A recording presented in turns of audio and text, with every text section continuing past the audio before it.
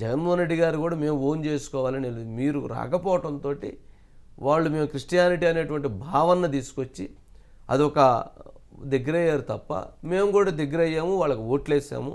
మాకు ఎక్కడా కూడా సరైనటువంటి న్యాయం జరగలేదు. కావున మీరు మాకు హామీ ఇస్తే, మాకు న్యాయం చేస్తామని ఇస్తే, ఏదైతే చర్చెస్లో జరుగుతున్నటువంటి అనేక పెద్ద పెద్ద వివాదాలు, కొంతమంది గుత్తాధిపత్యంతో ఎంతోమందికి అన్యాయం జరుగుతూ ఉంది, వాళ్ళందరికీ మీరు న్యాయం చేస్తామని కనుక మీరు మాట ఇస్తే మేము మీ వైపు రావటానికి, మీ వైపు ప్రచారం చేయటానికి, మీ వైపు నిలబడటానికి, మీ వైపు ఓట్లు వేయించటానికి మేము సిద్ధం అని చెప్పి లోకేష్ చెప్పారట. ఏంది అసలు అంటే జనరల్గా రాజకీయం అంటేనే అది, రాజకీయం అంటేనే ఈరోజు లోకేష్ చేసేది రాజకీయం. ఆ గతంలో 10 ఏళ్ళు జగన్మోహన్ రెడ్డి గారు చేసింది అది రాజకీయం. ఇప్పుడు లోకేష్ చేస్తుంది, మొదలుపెట్టింది రాజకీయం. ఆ ఓటు ఎందుకు దూరం చేసుకోవాలి? అసలు దూరం చేసుకోవాల్సిన అవసరం ఏంటి? వాళ్ళేమి జగన్మోహన్ రెడ్డి గారికి బంధువులు కాదు, జగన్మోహన్ రెడ్డి గారి పేటెంట్ ఏం కాదు కదా. అలా అని టీడీపీలో కొంతమంది నాయకులు భావించడంతో ఆ గ్యాప్ అట్లా ఉంది. ఇప్పుడు ఆయన దాన్ని టర్న్ చేసే పరిస్థితి ఏర్పడింది. అజిత్ గారు ఉన్నారు, దీనికి సంబంధించి అజిత్ గారు ఉన్నారు. అజిత్ గారు వంశీ గారు గుడ్ ఈవినింగ్. Good evening. మొత్తానికి అంటే అసలు బలమైనటువంటి ఓట్ బ్యాంక్ జగన్మోహన్ రెడ్డి గారికి వన్ సైడ్గా ఉండేటువంటి ఓట్ బ్యాంక్ అనేటువంటి భావన ఉంది. మేమెందుకు ఉంటాం వారికి వన్ సైడ్గా? మీరు దగ్గర తీయలేదు, ఆయన దగ్గర తీసి మాకు హామీ ఇచ్చాడు, కానీ మాకు హామీ లేదు, నెరవేరలేదు. కావున మేము ఇప్పుడు మా స్టాండ్ మేము మార్చుకుందాం అనుకుంటున్నాం, మీరు మాకు హామీ ఇవ్వండి, మేము నిలబడతాం. ఏంది అసలు జరిగిద్దంటారా? జరిగే పనేనా అంటారా? వంశీ గారు అంటే ఇక్కడ జనరల్గా అసలు ఫస్ట్ మనం ఒక్కసారి పాస్టర్లకు సంబంధించి కనుక చూసుకుంటే వాళ్ళు కేవలం ఆ పాస్టర్స్ వరకే పరిమితం కాదు వంశీ గారు. ఎందుకంటే వాళ్ళు జనరల్గా నిత్య జీవితంలో అక్కడ లోకల్గా ఉండే ప్రజలకు ఏదన్నా సమస్య వచ్చినా ఏమొచ్చినా వచ్చి వీళ్ళతో చెప్పుకుంటుంటారు. వీళ్ళు ఇన్ఫ్లుయెన్స్డ్ వంశీ గారు. ఇప్పుడు మిగిలిన మతాలకు సంబంధించి చూస్తే ఆ పూజ చేస్తారు, వెళ్ళిపోతారు. కానీ వీళ్ళు ఇన్ఫ్లుయెన్స్డ్. ఏదన్నా జ్వరం వచ్చినా లేదంటే ఏదన్నా సమస్య వచ్చినా కూర్చొని వింటారు, మాట్లాడతారు, ఒక సలహా ఇస్తారు. కాబట్టి ఖచ్చితంగా వీళ్ళు ఇన్ఫ్లుయెన్స్డ్ వంశీ గారు. ఇన్ఫ్లుయెన్స్డ్ కేవలం ఆంధ్రప్రదేశ్లో ఈ రోజున్న పరిస్థితుల్లో కేవలం దళిత లేదా ఎస్సీ ఓట్ బ్యాంకుకి సంబంధించో లేదా క్రిస్టియన్ ఓట్ బ్యాంకుకి సంబంధించో కాదు, దాదాపు అన్ని కులాల నుంచి కూడా అంతో ఇంతో ఎవరికి ఏ సమస్య వచ్చినా వీళ్ళు అటెండ్ అవుతున్నారు వంశీ గారు. అంటే ఇది ఎందుకు చెప్పాల్సి వచ్చిందంటే ఖచ్చితంగా వాళ్ళు అక్కడ ప్రభావశీలమైన వ్యక్తులు పాస్టర్సు.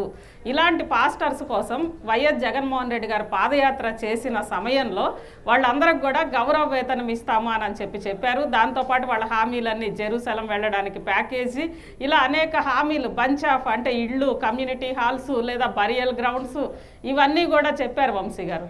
కానీ అధికారంలోకి వచ్చిన తర్వాత పాస్టర్స్కి ప్రధానంగా 5,000 గౌరవ వేతనానికి సంబంధించి దాదాపు అప్పుడు లెక్క అంటే ఈవెన్ గవర్నమెంట్ చెప్పిన నిబంధనలు కూడా వంశీ గారు అంటే చర్చిల్లో కూడా పలానా చర్చిలో చేస్తుండాలి, ఆ చర్చిలో కూడా ఈ నిబంధనలతో ఉండాలి, ఇలా మొత్తం అంటే పాదయాత్ర చేసినప్పుడు ఇవేం చెప్పలేదు వంశీ గారు. పాస్టర్స్ ఎవరైనా ఏ చర్చిలో చేసినా వాళ్ళు జనరల్గా దైవ వాక్యాన్నే చెప్తారు. దాంతోపాటు ప్రజల సమస్యలు ఎవరన్నా వాళ్ళు చెప్తే దానికి సంబంధించి సొల్యూషన్ ఇస్తారు.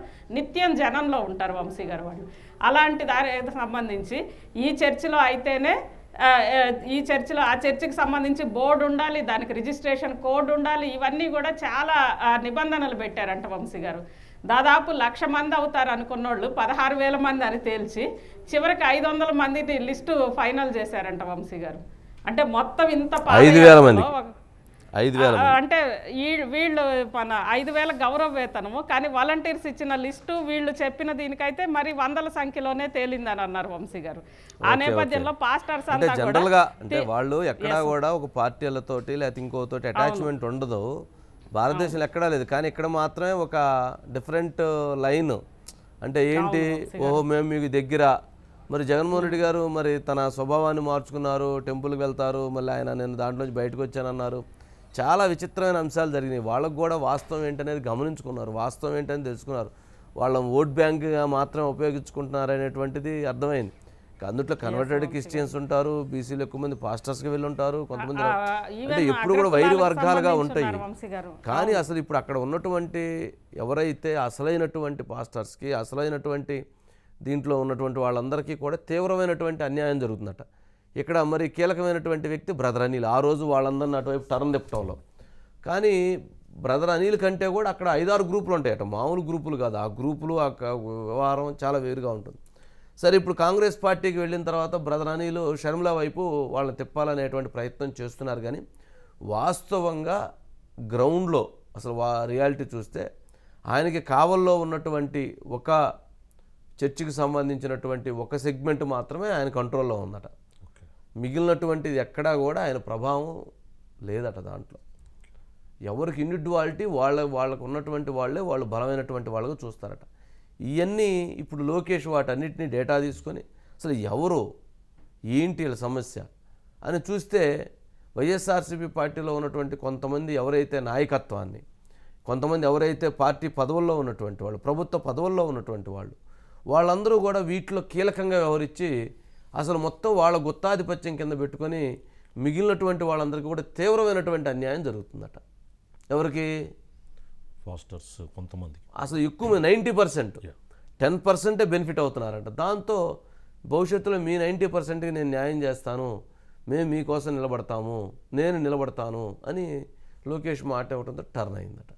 అంటే టర్న్ అవుతుందట. అంటే అది పెద్ద ఇప్పుడు ఎవరైతే ఎక్కడ కొట్టాలి అక్కడ కొట్టాలంటారు కదా, ఇప్పుడు అలా అడుగులు పడుతున్నాయా ఇట్లాంటి దాంట్లో, పొలిటికల్ దాంట్లో అనేది అనిపిస్తుంది. చూడాలి మరి దీనికి సంబంధించి